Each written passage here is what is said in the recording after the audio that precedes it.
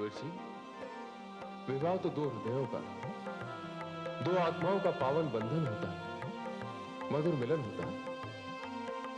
इसमें धन के प्रदर्शन को कोई स्थान नहीं। महादेव, ये कहकर आपने संसार को एक उचित मार्ग दिखाया है। आप कन्या पक्ष को सूचित कर दीजिए कि हम निश्चित तिथि पर बारात लेकर आ जाएंगे। बड़ी कृपा होगी महादेव, किंतु मेरी एक प्रार्थना तो आपको स्वीकार करनी ही होगी। वो भी कह दीजिए।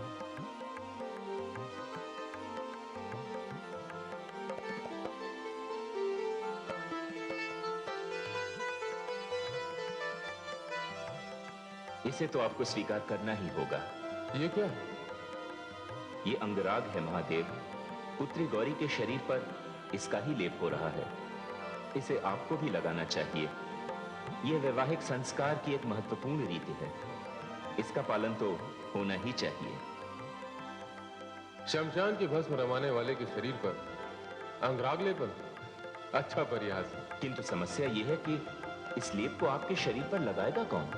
हाँ, यही तो मैं भी सोच रहा था। ये पुण्य कार्य तो मैं करूंगा।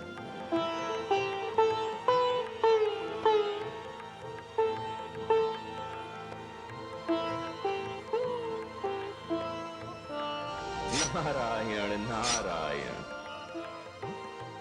मैं धन्य हुआ कैलाश आकर। यहां मुझे नारायण के भी दर्शन हो गए। अब तो यहां उत्सव होकर रहेगा। लीजिए प्रभु, अब मुझे आज्ञा दें। मुझे दक्षपुरी पहुंचना है। वहां राजमहल के द्वार पर देवगुरु बृहस्पति के स्वागत के लिए उपस्थित जो रहना है। देवगुरु किसी भी क्षण आ सकते हैं।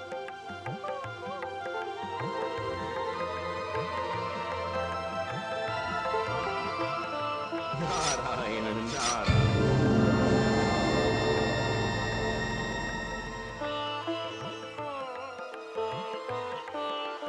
महारानी, देवगुरु बृहस्पति अतिथिशाला में पधारे हैं। प्रजापति को सूचित करना है। अरे, देवगुरु बृहस्पति पधारे हैं? हमें देवगुरु बृहस्पति से कुछ पूछना है। हमारे मन में भी कई प्रश्न हैं, जिनका उत्तर देवगुरु बृहस्पति ही दे सकते हैं। चलो बहनों।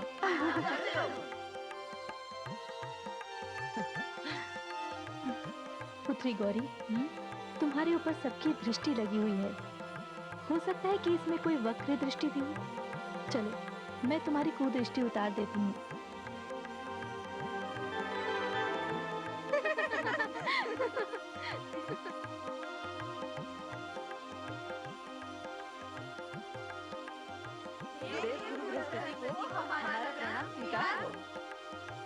सुखी रहो। हमें आपसे कई प्रश्न करने हैं, कई बातें पूछनी हैं। निसंकोच पूछो बालिकाओं। विधाता ने विवाह की परंपरा क्यों बनाई? पशुओं में विवाह नहीं होता। ये पावन परंपरा मानवता की ही धरोहर है। ये एक श्रेष्ठ संस्कार भी है। गुरुदेव, संस्कार का क्या अर्थ है? जीवन जीने की कला संस्कारों से ही प्राप्त होती है। विवाह संस्कार तो दो हृदयों का मधुर मिलन है, जीवन का मंगल उत्सव है। इतना ही नहीं, ये एक विराट उत्सव भी है, जिसमें देवताओं, पितरों, ग्रहों और नक्षत्रों को बुलाया जाता है। अग्नि जैसे जीवंत देवता को साक्षी मानकर उनकी परिक्रमा की जाती है। ये जितना सांसारिक है, उतना ही दिव्य भी। गुरुदेव, विवाह की अनेक रीतियों और विधियों का आंख मूंदकर पालन कर दिया जाता है, जिनका हम नहीं जानते। विवाह मंडप में जो कुछ भी होता है, उसका अर्थ है पति पत्नी का एक दूसरे को प्रेम और सहयोग का आश्वासन देना, वचन देना और सप्तपदी जीवन यात्रा की तैयारी। तब तो विवाह मंडप पूरी पाठशाला है। तुमने ठीक कहा। ये एक ऐसी पाठशाला है जो पीढ़ियों तक चलती है। जो लोग इस पाठशाला का पाठ भूल जाते हैं, वे अपनी जीवन यात्रा में पिछड़ जाते हैं। देवगुरु मेरे अहोभाग्य, जो विवाह के बहाने ही सही है, आपके चरणों की धूल से हमारी नगरी पावन हुई है। पुत्रियों, तुम जाओ, मुझे देवगुरु से कुछ बात करनी है। जी पिताजी।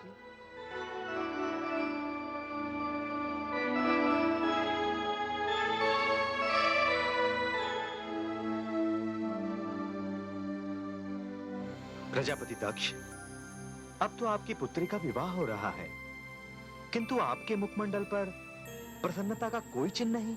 क्या बताऊं गुरुदेव, मेरी व्यथा बड़ी गहरी है और मेरा दुर्भाग्य ऐसा कि मैं अपनी व्यथा किसी से कह नहीं सकता। क्यों नहीं कह सकते? सुनने वाले मेरी बात समझने का कष्ट ही नहीं करते। मुझसे कहिए, मैं आपकी पीड़ा समझने का प्रयास करूंगा। देवगुरु, मैंने अपनी सभी पुत्रियों के लिए श्रेष्ठ वर ढूंढे।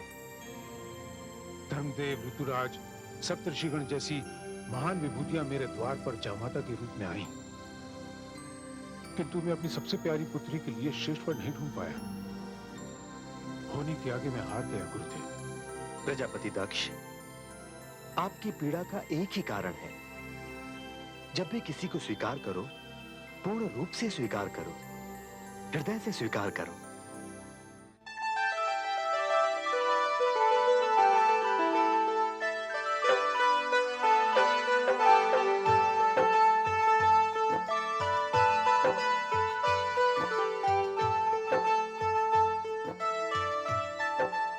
कंठ की सुंदरता से कंठार खिल उठा है। कमल जैसे चरणों ने पायल की शोभा बढ़ा दी है। गौरी के अंगों की सुंदरता से उन आभूषणों की सुंदरता बढ़ गई है जिन आभूषणों का काम है अंगों की सुंदरता बढ़ाना।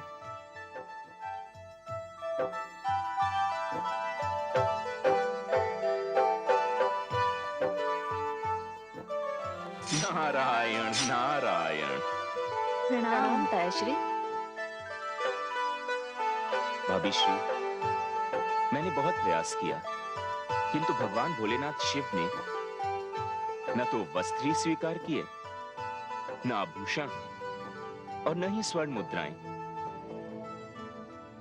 मुझे उल्टे पांव वापस लौटना पड़ा।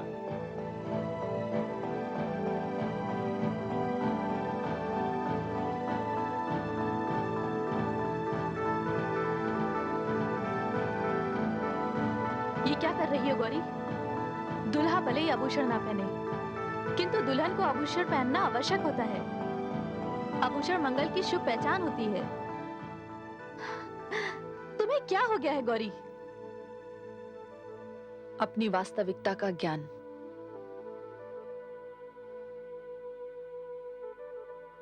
तुम ये आभूषण नहीं पहनोगी? पहनूंगी माँ, मैं आभूषण पहनूंगी। तो फिर इन्हें उतार क्यों रही हो? मैं फूलों के आभूषण पहनूंगी। जैसा मेरा पति वैसे ही मैं।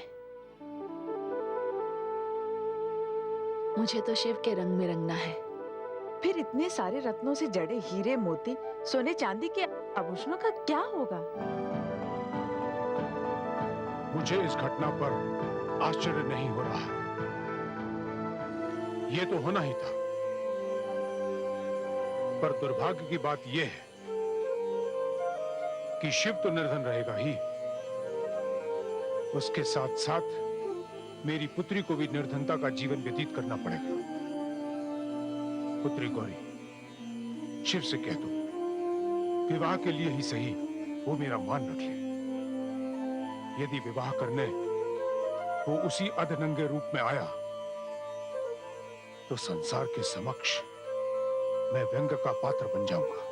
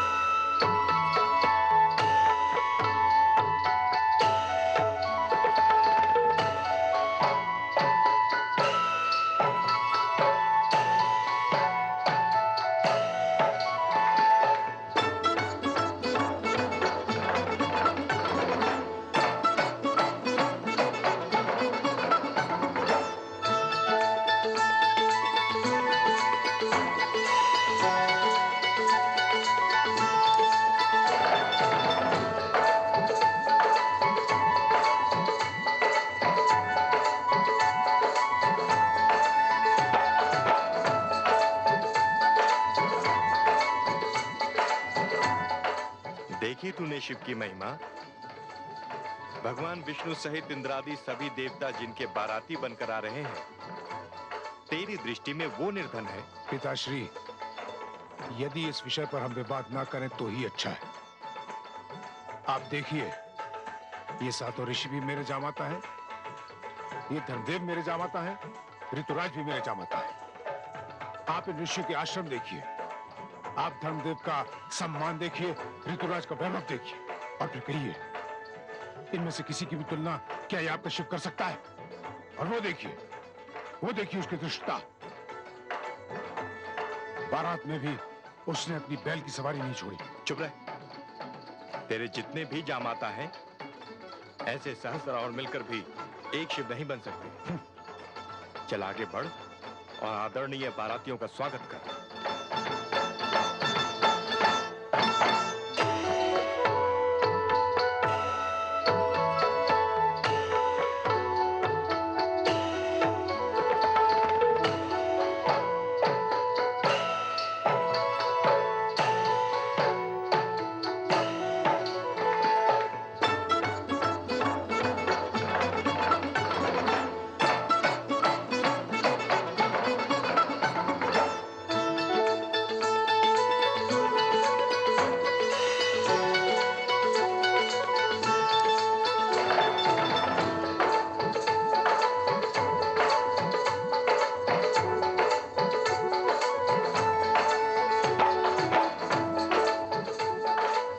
जामाता के पैर धो जाते हैं दक्ष। जाकर जामाता शिव शंकर के चरण पखारो दक्ष।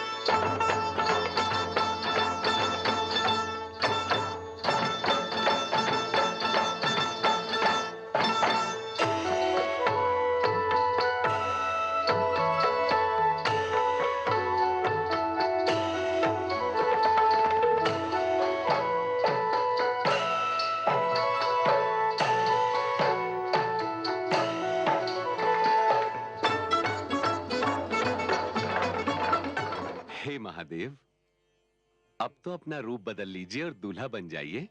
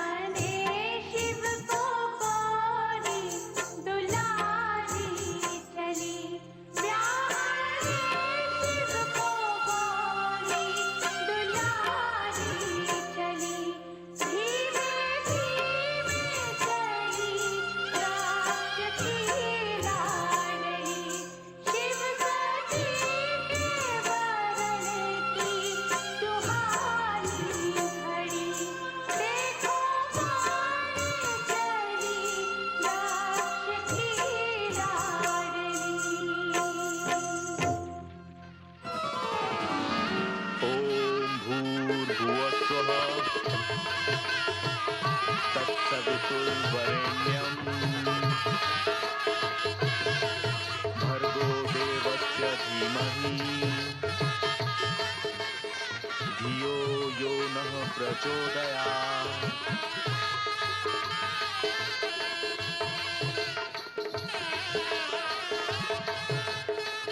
अब दानों में सर्वश्रेष्ठ दान, जिसे हम कन्यादान कहते हैं, श्रेष्ठ प्रजापति पुत्री गौरी का कन्यादान करेंगे।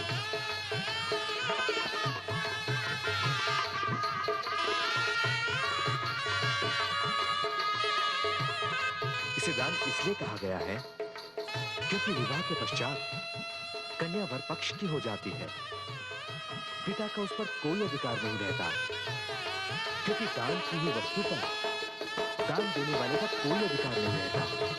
इसीलिए इस विधि को कन्यादान कहते हैं। आइए प्रजापति दक्ष, कन्यादान की विधि पूरी कीजिए।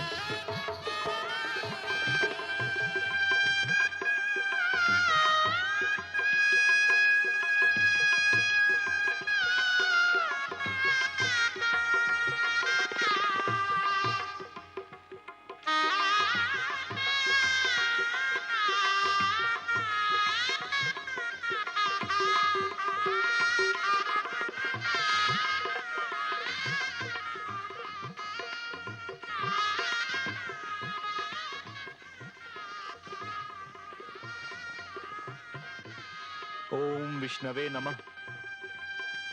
ओम विष्णवे नमः। ओम विष्णवे नमः। ओम विष्णवे नमः। ओम विष्णवे नमः। ओम विष्णवे नमः। प्रजापति दक्ष, जामाता को प्रणाम कीजिए।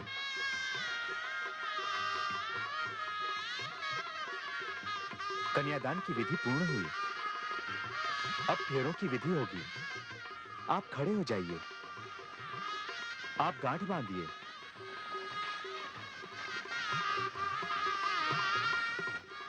बंधन कस के बांधना, कहीं ढीला न पड़ जाए। ये 7 फेरे होते हैं। आरंभ के 5 फेरों में पुत्री गौरी आगे रहेगी। उसके पश्चात देवाधिदेव महादेव आगे रहेंगे। आओ पुत्री।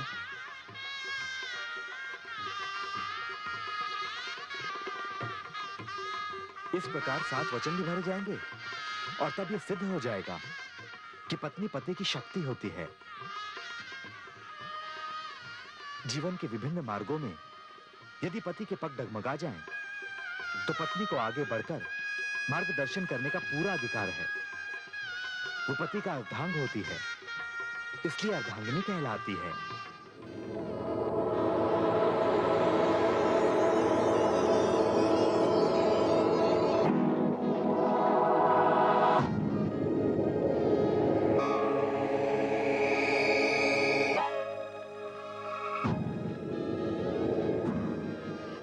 अब देवाधिदेव आगे रहेंगे।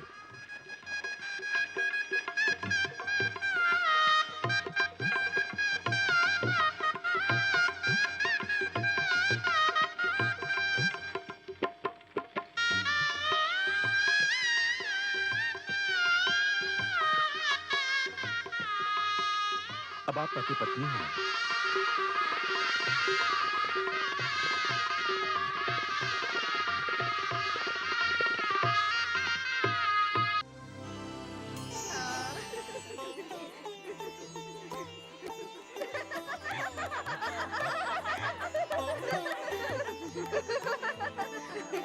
जीजा श्री, ये अंगूठी अब मैं दूध में डालती हूँ।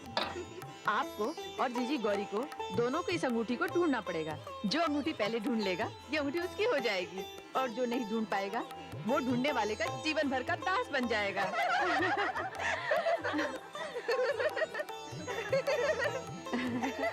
जीजा जी, अब आरंभ कीजिए। देखो गौरी जीजी, ये अवसर चूकना मत।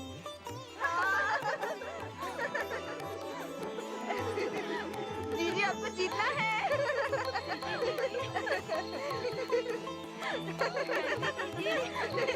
जीजी, आपको जीतना है। जीजी, आपको जीतना है। जीजी, आपको जीतना है। हाँ हाँ, हमारी जीजी अवश्य जीतेंगी।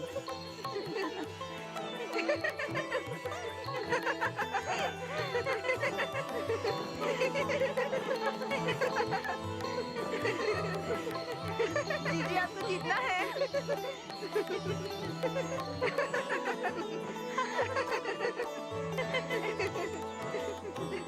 हारना नहीं जीजी।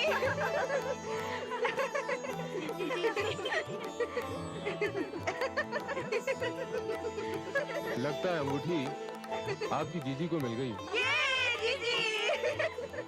जीजी हाथ बाहर निकालो।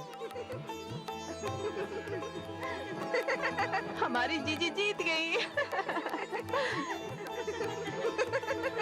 कैसी लगी आपको हार जीजा जी? मैं अपनी इस हार से प्रसन्न हूं, क्योंकि आपकी जीजी मेरी शक्ति है। और यदि मेरी शक्ति हार जाती तो मैं हार जाता।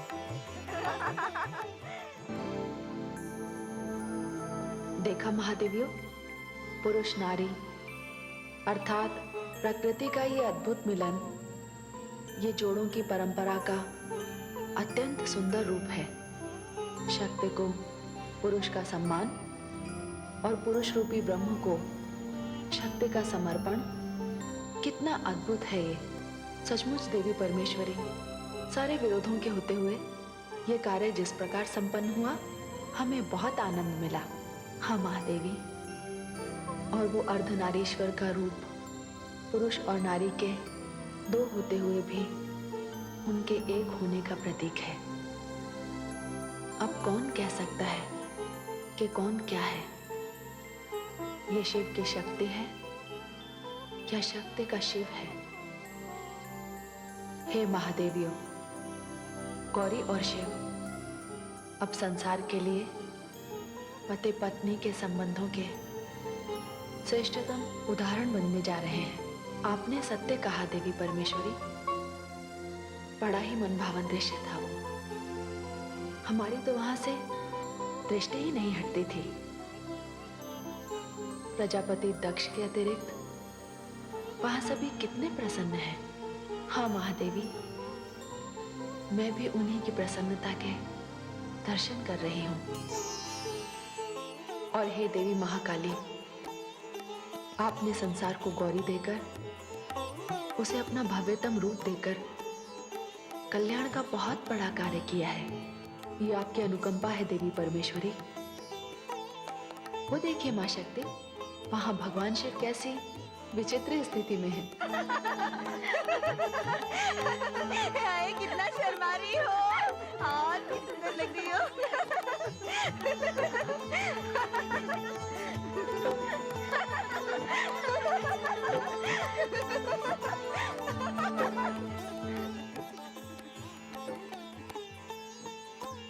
दीदी,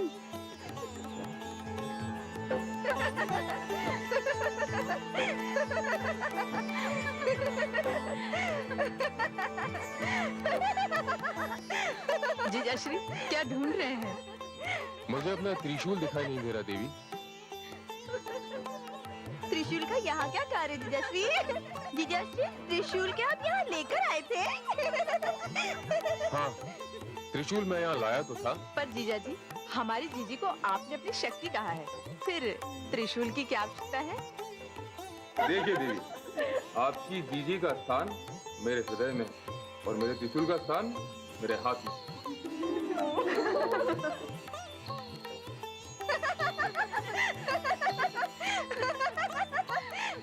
अरे क्या बात है? माताश्री, मेरा त्रिशूल कहीं खो गया या फिर किसी ने कहीं छिपा दिया। इन्हीं लड़कियों में से किसी ने छिपाया होगा। चलो बताओ, किसने त्रिशूल छिपाया है? देखिए माताश्री, आप हमारे बीच में कुछ न बोलिए।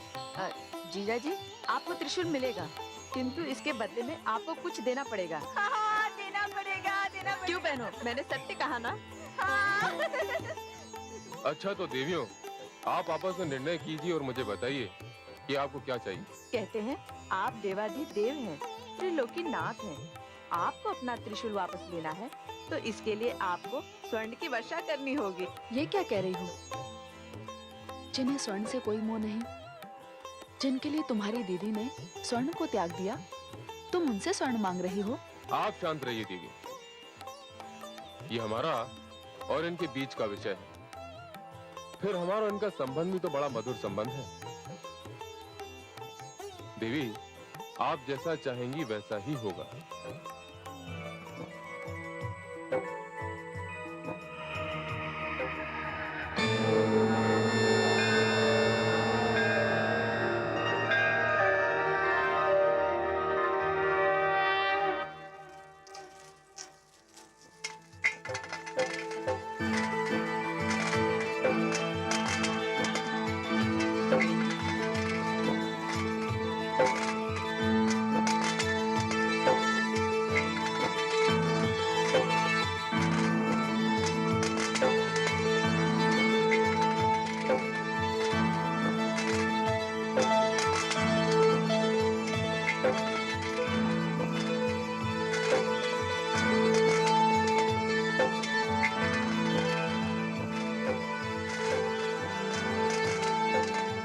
बस बस कीजिए जीजाश्री, हमसे भूल हो गई, हमें क्षमा कर दीजिए।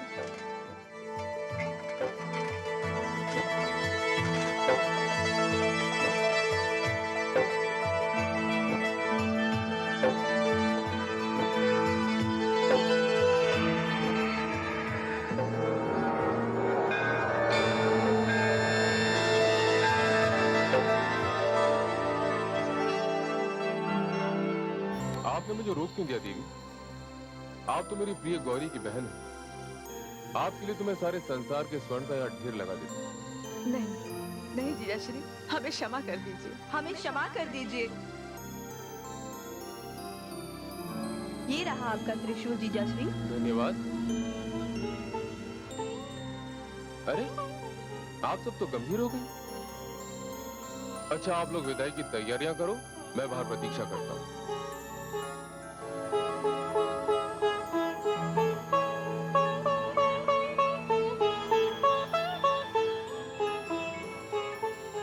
पता नहीं इस समय तुम्हारे पिताश्री कहाँ होंगे। तुम लोग गौरी को तैयार करो, तब तक मैं तुम्हारे पिताश्री को देख कर आती हूँ।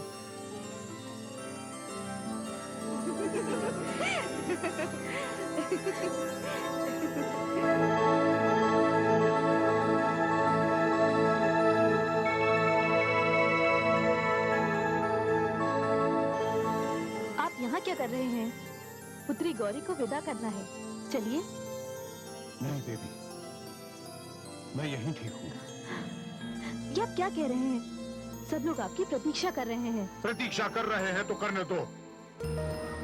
पिताश्री के क्रोध के कारण मैंने अपनी लाडली पुत्री एक ऐसे व्यक्ति के हाथों में सौंप दी जो मुझे सुहाता नहीं। मैंने कन्यादान भी कर दिया, मेरा कर्तव्य पूरा हो गया। नहीं, अभी आपका कर्तव्य पूरा नहीं हुआ। विदा के पश्चात ही आपका कर्तव्य पूरा होगा। नहीं देवी, नहीं। मैं अपने हृदय के टुकड़े को उस व्यक्ति के साथ विदा नहीं कर सकता जो मुझे पराजित करके, निर्धन करके मेरी ओर अपनी विजय की दृष्टि डालना चाहता है। देवी, आप जाइए और पिताश्री से कहिए कि विदाई की विधि वे स्वयं संपन्न कर सकते हैं। ये आप क्या कह रहे हैं? ये भला कोई अच्छी बात है? संसार क्या कहेगा कि पुत्री विदा हो रही थी और पिता वहां उपस्थित नहीं था? सारे जीवन के लिए कलंक लग जाएगा। देवी, आप समय नष्ट कर रही हैं। मेरा निर्णय अटल है, मैं नहीं जाऊंगा, कभी नहीं।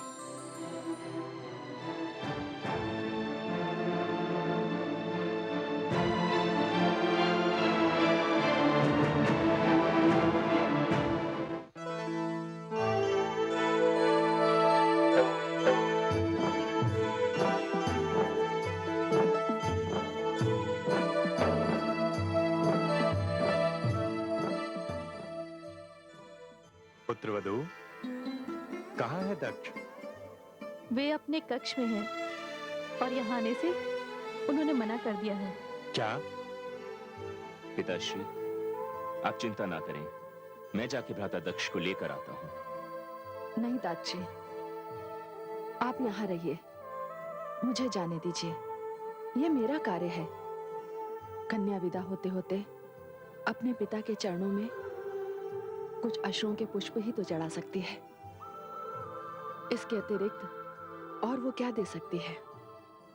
मैं पिताश्री को मना लूंगी।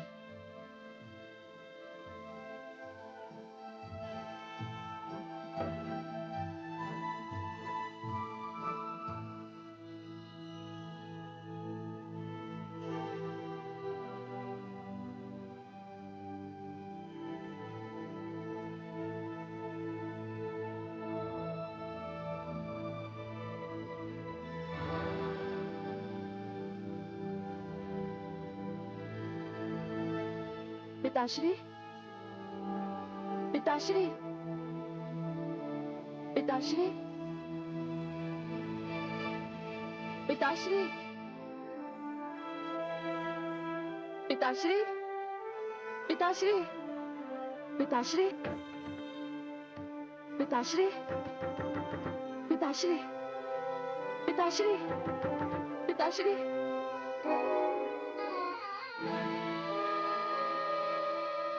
पिताश्री, ये क्या पिताश्री, जिसका मुख देखे बिना आपका प्रातःकाल आरंभ नहीं होता था। आप जहां जाते थे उसे साथ लेकर जाते थे,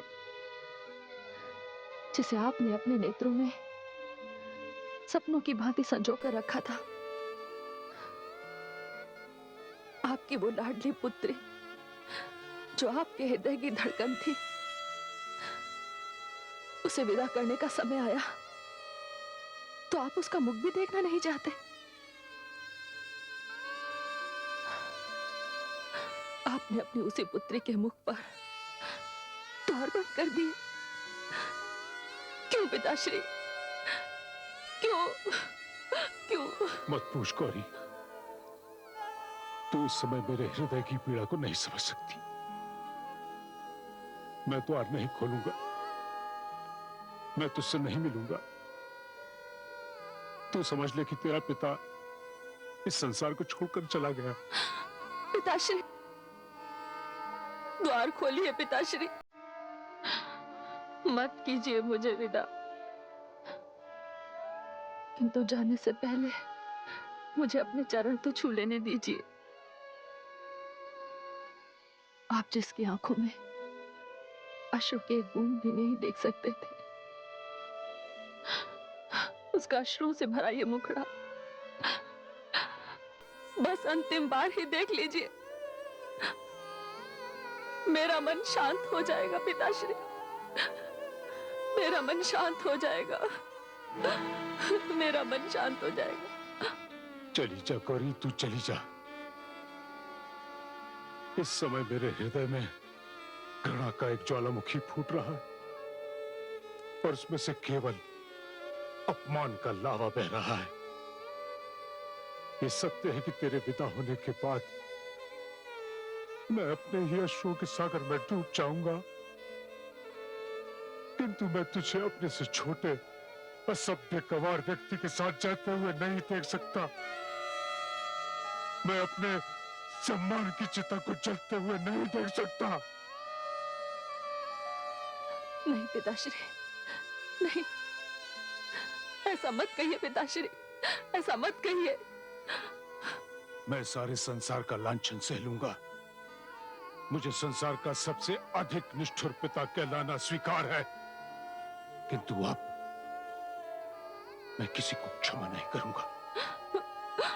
पिताश्री, पिताश्री, पिताश्री, पिताश्री, द्वार खोलिए पिताश्री, खोलिए ना पिताश्री।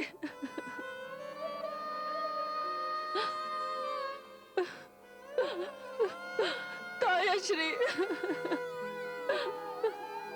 गौरी, ऐसा होगा मैं जानता था गौरी।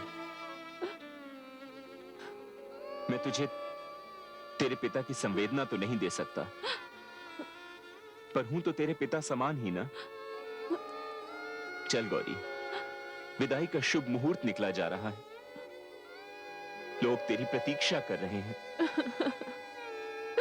मैं दक्ष को भली भांति जानता हूं, ये द्वार नहीं खुलेगा पुत्री, ये द्वार नहीं खुलेगा। पिताश्री, पिताश्री, मैं जा रही हूँ। मैं जान गई हूँ कि मेरे भाग्य में विदा के समय आपके दर्शन करना नहीं है। बस एक विनती है, मैंने इधर द्वार पर अपना सिर रख दिया है,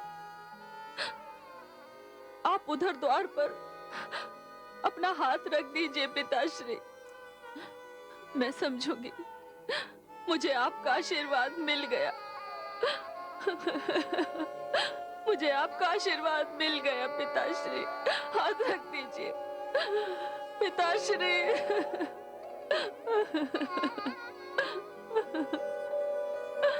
पिताश्री,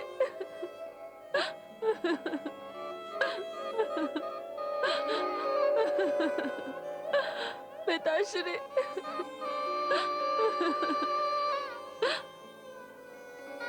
चल पुत्री, पुत्री, चल पुत्री, चल, चल।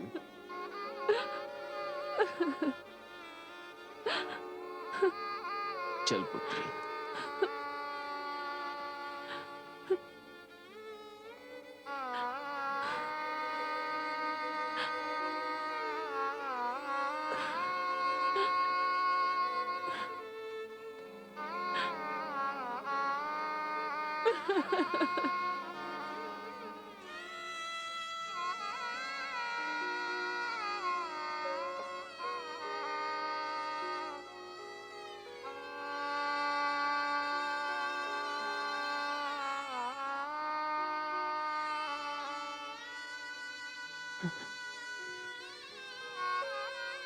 जा शिव, ले जा मेरी पुत्री को।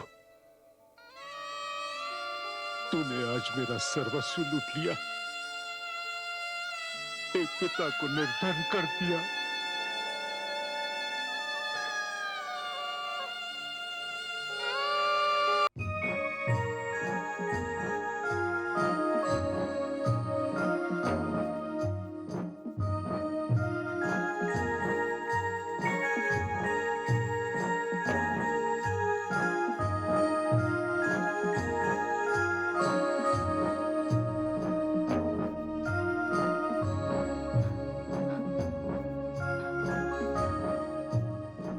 क्षमा कीजिएगा, भ्राता दक्ष अचानक अस्वस्थ हो गए हैं,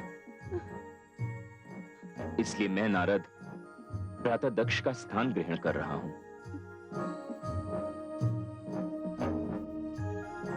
हे भोलेनाथ,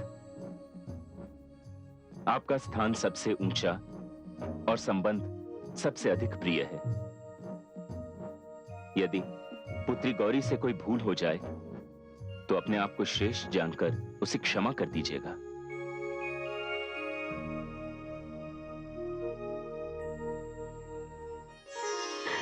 अपने पिता को क्षमा कर देना पुत्री, क्योंकि वे नहीं जानते कि कन्या के अक्षरों में कितनी शक्ति होती है। आज उनका अभिमान पराजित हो गया, उनका अहंकार चूर चूर होकर बिखर चुका है। अब उनके पास घृणा करने के लिए बचा ही क्या है। जा मेरी लाडली, जा अपना घर बसा। ससुराल जाकर अपनी मायके को न भूल जाना। माँ, अपनी माता को मत भुलाना।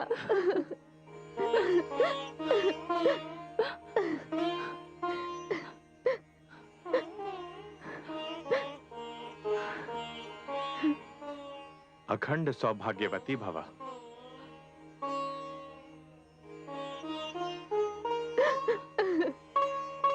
गौरी, गौरी, चल पुत्री। जाओ गौरी। आइए भोलेनाथ। तायाश्री, आपने सचमुच पिता का धर्म निभाया है। आपका ये ऋण रहा मुझ पर। पुत्री, तू मां के घर से प्रसन्नता और सुख के पुष्प लेकर जा। ऋण का बोझ नहीं।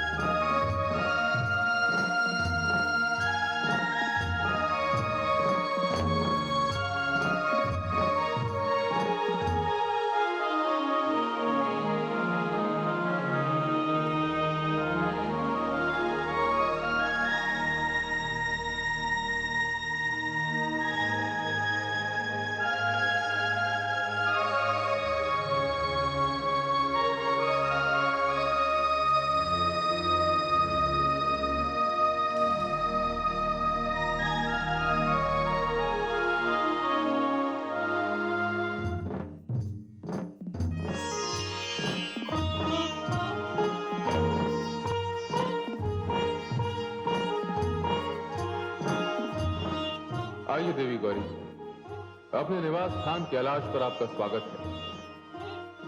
अपने शुभ चरण कैलाश की धरती पर रखकर इसे पवित्र कीजिए।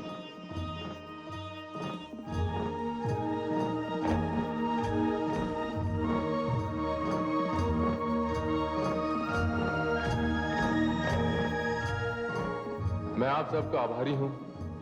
आपने बारात में सम्मिलित होकर मेरा मान बढ़ाया है। इस बारात में सम्मिलित होकर हम सब ने अपना मान बढ़ाया है। महादेव जैसा सुंदर दूल्हा और देवी गौरी जैसी सुंदर दुल्हन की जोड़ी के दर्शन अब और हमें कहां होंगे। अब हमें जाने की आज्ञा दीजिए।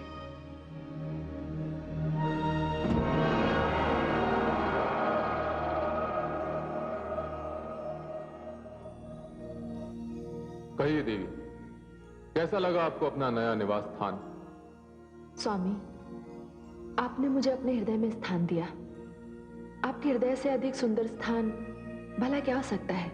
नहीं देवी, मेरा तात्पर्य यह नहीं था, किंतु आपके पिता श्री दक्ष इस बात से चिंतित अवश्य होंगे कि उनकी पुत्री हिम से ढके कैलाश पर कैसे रहेगी। जैसे आप रहते हैं। देवी, जब तक पुरुष अकेला रहता है वो अपने निवास स्थान की ओर ध्यान नहीं देता, किंतु अपनी अर्धांगिनी को लाने से पूर्व उसे अपने निवास स्थान की व्यवस्था कर लेनी चाहिए।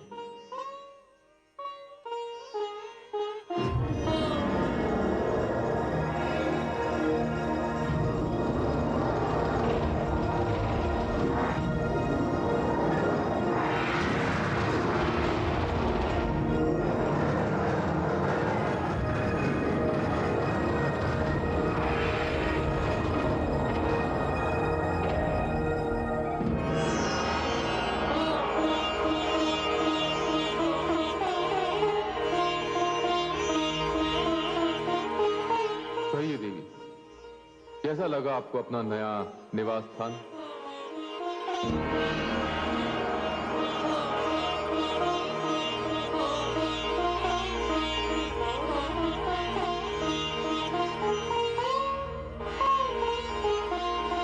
हे महादेव, यदि आप आज्ञा दी तो स्वामिनी को मैं साथ ले जाऊं?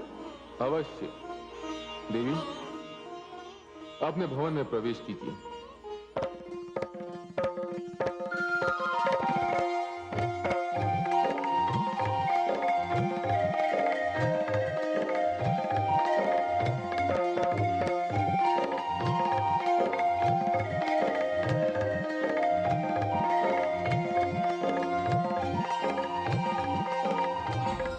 केवल आपका मान रखने के लिए मैंने पुत्री गौरी का विवाह शिव के साथ किया।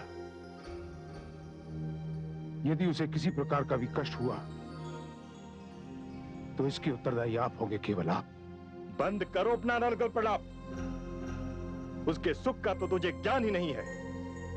सच तो यह है कि तुझे शिव शक्ति का अब तक आभास ही नहीं है, किंतु इसका आभास तुझे अवश्य होगा। तुझे शिव शक्ति के दर्शन भी अवश्य होंगे। कभी कभी मुझे आश्चर्य होता है, मैंने तुझसे पहले संकादिक ऋषियों की रचना की, नारद की रचना की, मनु को इस संसार में लाया, उसके पश्चात कई मानव भी, किंतु तेरे जैसा हठी, अहंकारी और आडंबर में विश्वास रखने वाला इनमें से एक भी नहीं। अब मैं चलता हूं।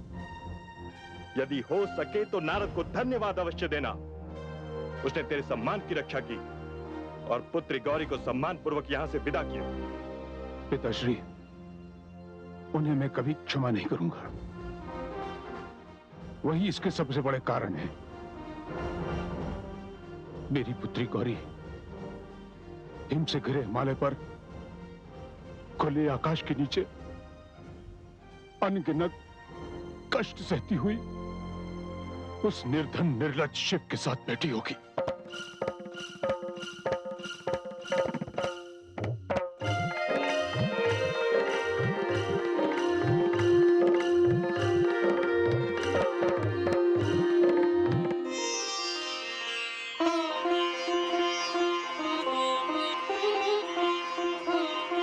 महादेवी सती, ये त्रिलोकीनाथ भगवान शिव का शक्ति कक्ष है। इस कक्ष के भीतर आपके अतिरिक्त किसी और को जाने का अधिकार नहीं है और ना ही किसी में इस कक्ष के भीतर जाने की क्षमता है।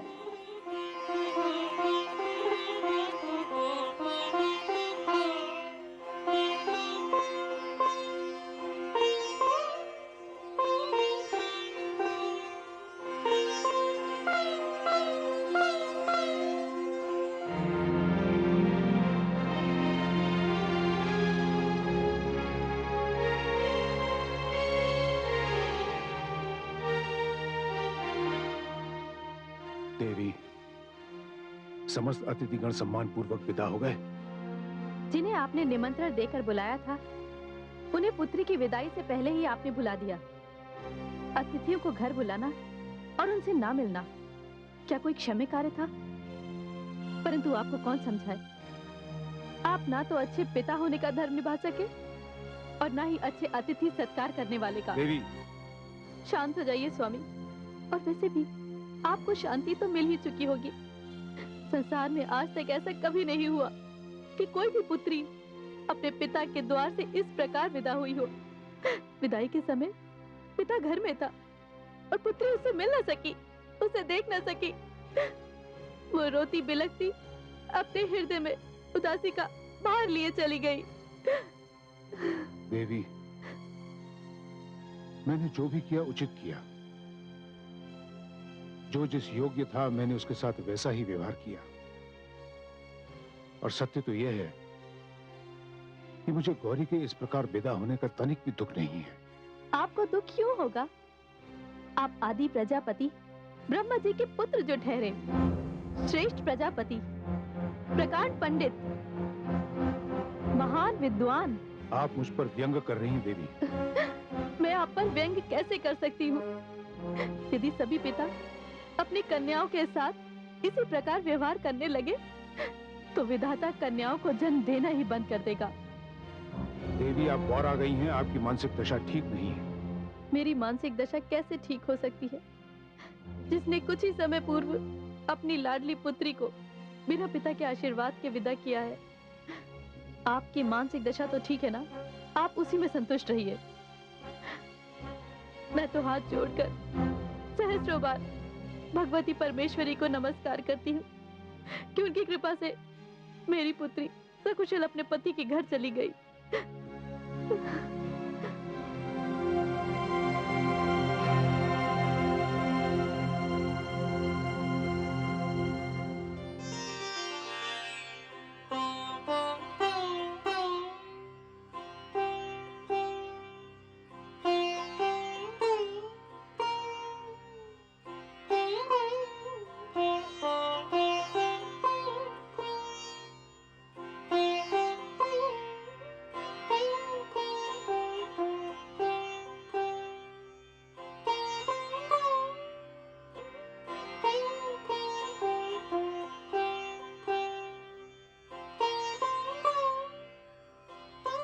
महादेवी सती,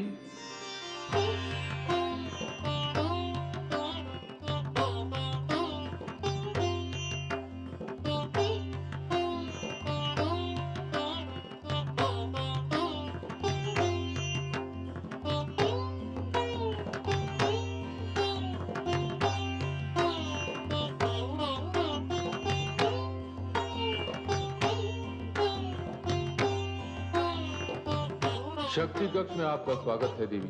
हे प्रभु, हे स्वामी, ये मैं क्या देख रही हूँ? मैं शिव की अर्धांगिनी हूँ, इसलिए मैं जानती हूँ ये कोई स्वप्न नहीं, यथार्थ है, कल्पना नहीं, सत्य है। किंतु आपका ये रूप। देवी, आप शिव की अर्धांगिनी हैं और आप जो कुछ भी देख रही हैं ये केवल आप ही देख सकती हैं, अन्य कोई देख नहीं सकता। मेरा ये रूप आप ही की दृष्टि है, आप ही की भावना है और मेरा ये रूप केवल आप ही के लिए है। सारी सृष्टि के लिए मैं संहार करता शिव हूं, किंतु आप शक्ति हैं, प्रकृति हैं, नारी हैं और मैं आपके रचना कार्य में आपका सहयोगी हूं। देवी, इस कक्ष के बाहर मैं शिव हूं, किंतु इस कक्ष के भीतर मैं आपका अर्धांग हूं और आप मेरी अर्धांगिनी हैं। देवी, पति पत्नी का संबंध बहुत ही पवित्र होता है, पावन होता है, मधुर होता है और इस संबंध की साक्षी उनके कक्ष की दीवारें होती हैं। देवी, अब आप मुझे सदा ही इसी रूप में देखेंगे, क्योंकि मैं आपके अंतर्मन का शिव हूं और आप शक्ति हैं। हे शक्ति, हे शिव, हे शक्ति, हे शिव, हे शक्ति, हे शिव, हे शक्ति।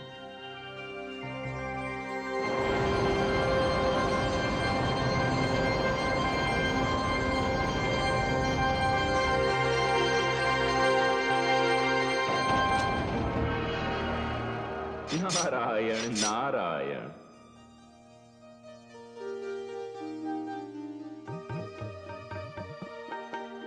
आइए देवर्षि नारद। आपने अपने सेवक को याद किया प्रभु। भ्राता दक्ष के यहाँ मुझसे कोई त्रुटि तो नहीं हो गई?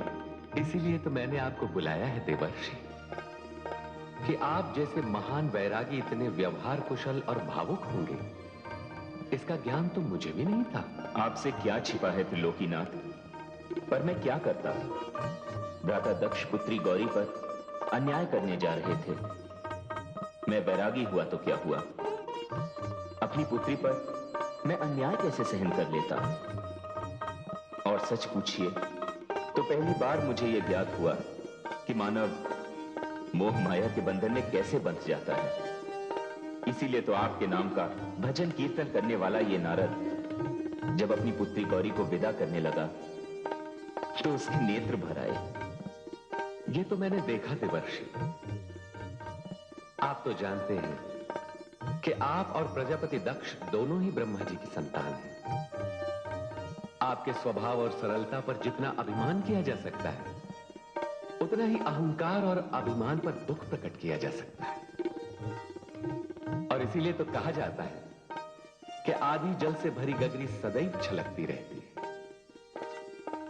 उधर भगवान शिव को देखिए, यदि उनके स्थान पर कोई और होता तो इतना अपमान करने वाले दक्ष का तुरंत वध कर देता। किंतु जहां शक्ति है, संयम है, वो शिव है। और जहां पाखंड है, आडंबर है और व्यर्थ का अहंकार है, वो दक्ष है। प्रभु, ये बताएं कि कहीं मैं मोह माया के बंधन में तो नहीं बंध गया? नहीं देवर्षि नारद, आपने तो एक सच्चे संत होने का उदाहरण दिया है।